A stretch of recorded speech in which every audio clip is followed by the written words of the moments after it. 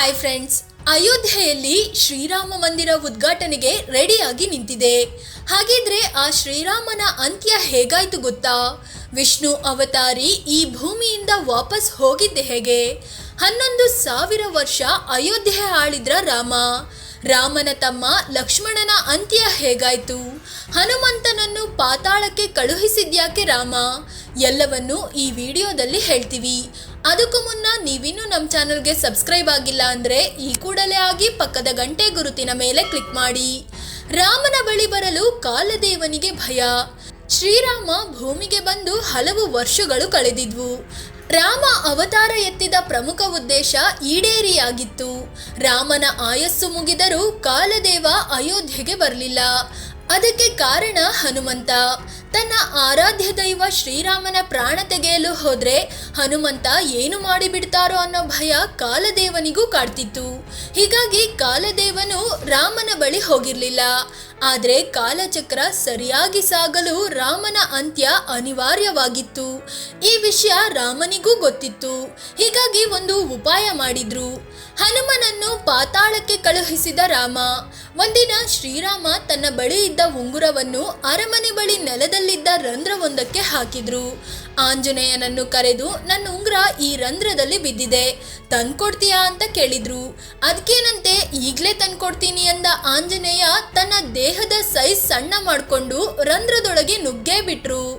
ಆ ರಂಧ್ರದೊಳಗೆ ಹನುಮ ಮುಂದೆ ಸಾಗಿದಂತೆ ಉಂಗುರವೂ ಮುಂದೆ ಸಾಗ್ತಾ ಹೋಯ್ತು. ಹೋಗಿ ಹೋಗಿ ಆಂಜನೇಯ ಪಾತಾಳ ಲೋಕವನ್ನೇ ತಲುಪಿಬಿಟ್ರು. ಅಲ್ಲಿ ನೋಡಿದ್ರೆ ನಾಗರಾಜ ಕಾಯ್ತಾ ನಿಂತಿದ್ದ. ಹನುಮ ಉಂಗುರದ ವಿಚಾರ ಹೇಳಿದಾಗ ಒಂದು ರಾಶಿ ಉಂಗುರ ತೋರಿಸಿದ ನಾಗರಾಜ. ಇದರಲ್ಲಿ ರಾಮನ ಉಂಗುರವನ್ನು ಹುಡುಕಿಕೊಳ್ಳಿ ಅಂತ ಹೇಳಿಬಿಟ್ರು. ಆಂಜನೇಯ ಆ ಉಂಗುರ ಹುಡುಕುತ್ತಾ ತುಂಬಾ ಟೈಮ್ ಕಳೆದ್ರು. ಋಷಿ ವೇಷದಲ್ಲಿ ಬಂದ ಕಾಲದೇವ. ಹನುಮ ಇಲ್ಲ ಅನ್ನೋದು ಗೊತ್ತಾದ ಕೂಡಲೇ ಕಾಲದೇವ ಋಷಿ ವೇಷ ಹಾಕೊಂಡು ರಾಮನ ಬಳಿ ಬಂದ್ರು. ಹೇ ರಾಮ, ನಿಮ್ಮ ಹತ್ರ ನಾನು ಸ್ವಲ್ಪ ಏಕಾಂತವಾಗಿ ಮಾತಾಡಬೇಕು. ಯಾವನಾದ್ರೂ ಅದನ್ನ ಕೇಳಿಸ್ಕೊಂಡ್ರೆ ನಮ್ಮ ಮಾತಿನ ಮಧ್ಯ ಬಂದ್ರೆ ಅಂಥವರಿಗೆ ಮೃತ್ಯುದಂಡ ವಿಧಿಸ್ಬೇಕು ಅಂತ ಹೇಳಿದ್ರು.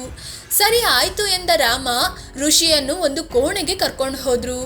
ತಮ್ಮ ಲಕ್ಷ್ಮಣನನ್ನ ಕರೆದು ರೂಮಿನ ಹೊರಗೆ ನಿಂತು ಕಾವಲು ಕಾಯ್ಬೇಕು, ಯಾರಾದ್ರೂ ಒಳಗೆ ಬಂದ್ರೆ ಮೃತ್ಯುದಂಡ ವಿಧಿಸ್ತೀನಿ ಅಂತ ಹೇಳಿದ್ರು. ಲಕ್ಷ್ಮಣ ಕೂಡ ಸರಿ ಅಣ್ಣ, ನೀವು ಹೇಳ್ದಂಗೆ ಆಗ್ಲಿ ಅಂತ ಕಾವಲು ನಿಂತ್ರು. ಕಾಲದೇವ ರಾಮನಿಗೆ ಹೇಳಿದ್ದು ಏನು? ರೂಮಿಗೆ ಹೋಗ್ತಿದ್ದಂತೆ ಋಷಿ ತನ್ನ ನಿಜ ರೂಪ ಅಂದರೆ ಕಾಲದೇವನ ರೂಪಕ್ಕೆ ಬಂದ್ರು.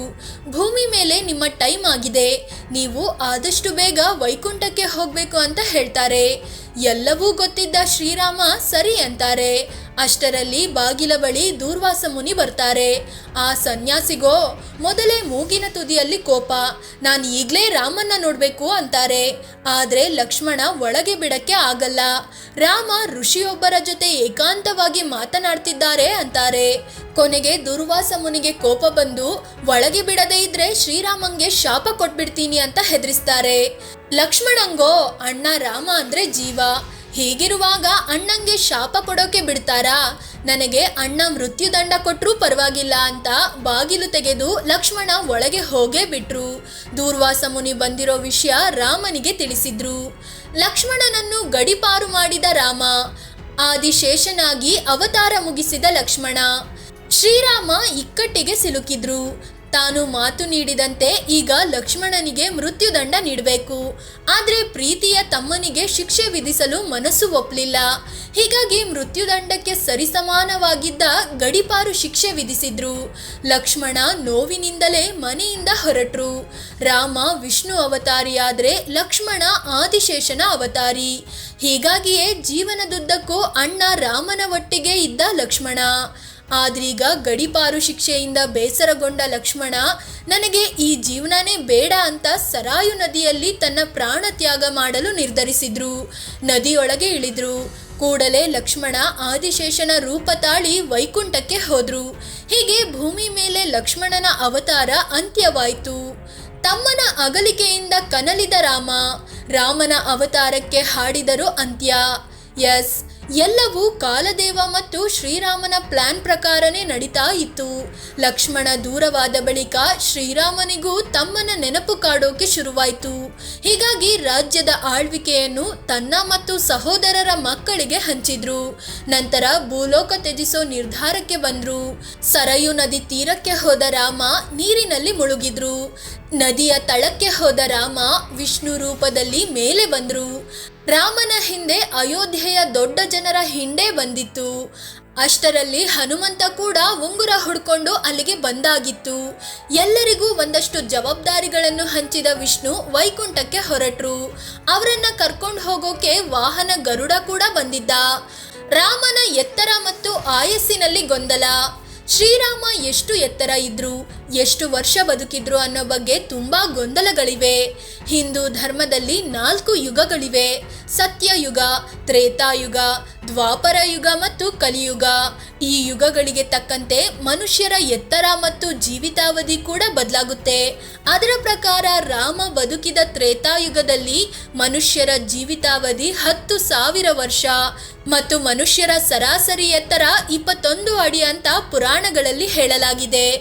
ಆದರೆ ಮತ್ತೊಂದಷ್ಟು ಧರ್ಮಗ್ರಂಥಗಳಲ್ಲಿ ರಾಮನ ಎತ್ತರ 8 ಅಡಿ ಅಂತ ಮಾಹಿತಿ ಇದೆ. ಮತ್ತೊಂದು ವಿಷಯ ಅಂದ್ರೆ ರಾಮ 11 ವರ್ಷ ಆಳ್ವಿಕೆ ನಡೆಸಿದ್ರು ಅನ್ನೋದು.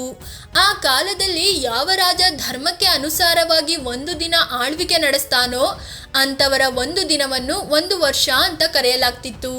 ಅಂದ್ರೆ ರಾಮ ಆಳ್ವಿಕೆ ನಡೆಸಿದ ಒಂದೊಂದು ದಿನವನ್ನು 1 ವರ್ಷ ಅಂತ ಲೆಕ್ಕ ಹಾಕಲಾಗ್ತಿತ್ತು.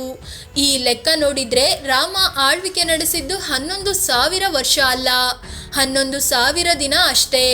ಅಂದ್ರೆ ಈಗಿನ ವರ್ಷಗಳ ಲೆಕ್ಕದಲ್ಲಿ ನೋಡಿದ್ರೆ ವರ್ಷ ಆಗುತ್ತೆ. ಇನ್ನು ಎಷ್ಟು ವರ್ಷ ಬದುಕಿದ್ರು ಅನ್ನೋದನ್ನ ನೋಡೋದಾದ್ರೆ ರಾಮ 25ನೇ ವಯಸ್ಸಿನಲ್ಲಿ ವನವಾಸಕ್ಕೆ ಹೋದ್ರು. 39ನೇ ವಯಸ್ಸಿಗೆ ವಾಪಸ್ ಅಯೋಧ್ಯೆಗೆ ಬಂದು ಪಟ್ಟಕ್ಕೆ ಏರಿದ್ರು. 30 ವರ್ಷ ಆಳ್ವಿಕೆ ಬಳಿಕ ಅಂದ್ರೆ ತಮ್ಮ 70ನೇ ವಯಸ್ಸಿನಲ್ಲಿ ಸಿಂಹಾಸನ ಬಿಟ್ಟು ಅವತಾರ ಮುಗಿಸಿದ್ರು ಅನ್ನೋ ಮಾಹಿತಿ ಸಿಗುತ್ತೆ. ಫ್ರೆಂಡ್ಸ್, ಇದು ವಿಷ್ಣು ಅವತಾರಿ ಪ್ರಭು ಶ್ರೀರಾಮಚಂದ್ರ ಈ ಭೂಮಿ ತೊರೆದಿದ್ದು ಹೇಗೆ ಅನ್ನೋದನ್ನ ತಿಳಿಸಿಕೊಡೋ ಪ್ರಯತ್ನ. ಈ ವರದಿ ಇಷ್ಟ ಆಗಿದ್ರೆ ವಿಡಿಯೋನ ಲೈಕ್ ಮಾಡಿ. ಅದೇ ರೀತಿ ಇಂತಹ ಮತ್ತಷ್ಟು ವಿಡಿಯೋಗಳಿಗಾಗಿ ನಮ್ಮ ಚಾನಲ್ಗೆ ಸಬ್ಸ್ಕ್ರೈಬ್ ಆಗಿ. ಪಕ್ಕದ ಗಂಟೆ ಗುರುತಿನ ಮೇಲೆ ಕ್ಲಿಕ್ ಮಾಡಿ. ಧನ್ಯವಾದ.